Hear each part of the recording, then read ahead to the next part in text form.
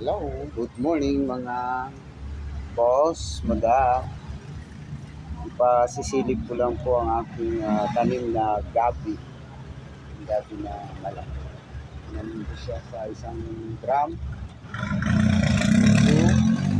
Pero meron din akong itinanim na kutsay. Ito po ay parang dahong sibuyas o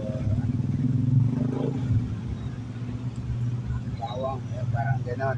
Parang sibuyas, pinipuyas ka sa mga nangyari sa mami, lumi.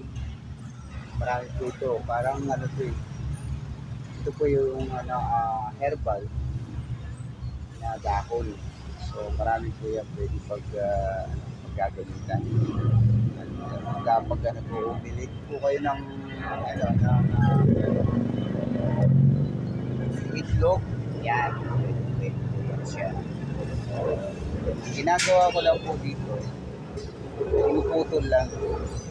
Putulin mo lang dito. Panibagong dahon na naman siya. Yan. Hindi po siya pinupulot. Panibagong dahon siya. Yan. Diba? So, binubutas-butasan lang yung yung luna drum. Tapos pupunuin mo lang siya ng lupa. Yung malambot na lupa. Ayan po siya. Ay, nakabalipod po yan. Mali, dalawa yan. Ayan na. Isa. So, yung sa ibabaw niya, lagyan siya ng gabi. So, yung gabi, meron na siyang umuusbong na dalawang followers niya. Meron na dyan, dalawa. So, yan lang po mga boss. Napakasimple lang po ang pagtanim sa drum. Importante lang dito is yung mataba yung lupa o mabuhaghag para hindi siya ipit na ipit.